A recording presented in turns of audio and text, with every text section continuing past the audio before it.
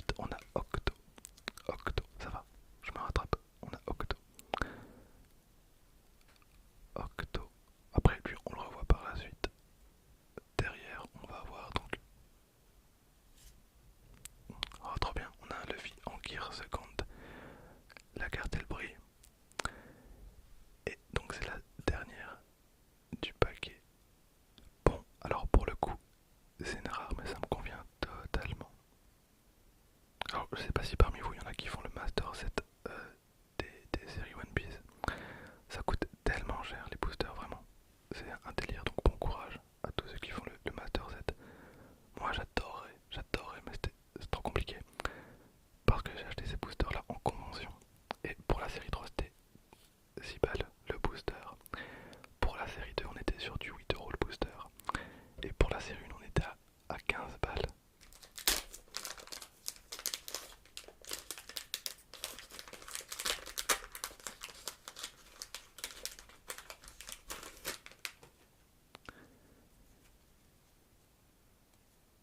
Ok. Alors j'ai failli faire une bêtise, mais parce que derrière il y a une carte un peu space. Alors là on a donc les animaux de Dimple Down. Donc c'est les cartes de Dimple Down. Dimple Down. Rappelez-vous.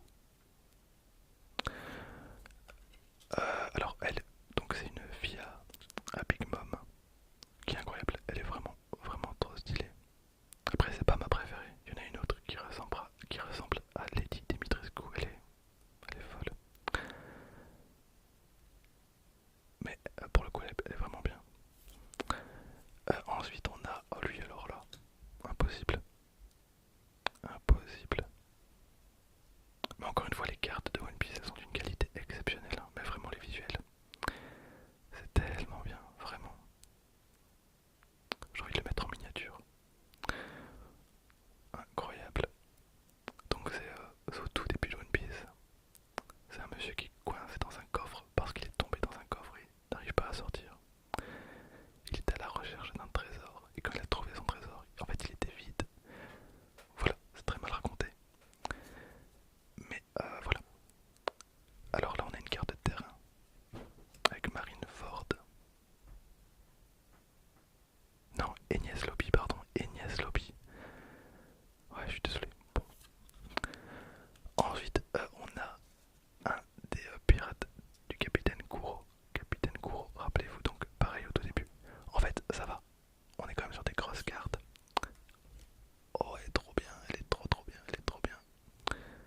Donc c'est un personnage rare. Oh bah écoutez, trop bien. On a deux cartes qui sont tellement cool. Donc on a donc Sanji quand il quitte le baratier. Et l'autre, on a, je me rappelle plus. Bon, on va dire on a la meuf d'Usopp. On a la meuf d'Usopp, oui, ils sont pas ensemble, mais laissez-moi tranquille.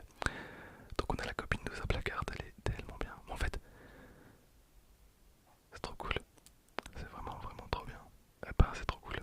Alors que pour l'instant, on a que des rares. Je pense qu'on a que des rares. Je suis pas sûr. Pour celle-là, je suis pas sûr. Parce que c'est pas écrit. Attendez. En tout cas, pour l'instant, c'est vraiment un plaisir. Un plaisir d'ouvrir ces boosters. Top. Bon, confirmez-moi pour la carte là parce que je suis pas sûr. Mais je pense que c'est une rare. Je pense qu'on a eu que des rares pour l'instant. Mais rien qu'à voir les rares. Imaginez le potentiel. C'est trop bien, je pourrais faire ce genre d'ouverture tous les jours. Trop cool. Après, honnêtement, niveau rentabilité, c'est pas ouf. Hein. Ouvrir des boosters en ASMR, clairement parce que, bon après, je vais pas me plaindre, je vais clairement pas me plaindre. Mais l'ASMR c'est un public un peu de niche. Surtout quand on est un vidéaste masculin. C'est très compliqué, c'est vraiment compliqué. Alors Pokémon ça marche plutôt bien, donc je suis plutôt content Pokémon, mais j'aimerais beaucoup intéresser les gens avec d'autres trucs. D'ailleurs on m'a demandé à quand, enfin quand, et la prochaine ouverture, quand était prévue la prochaine ouverture de Dragon Ball. Et ben honnêtement j'ai hésité, aujourd'hui c'était soit Dragon Ball, soit One Piece, donc la semaine prochaine ça sera Dragon Ball, Dragon Ball. Voilà, bon et dernier booster.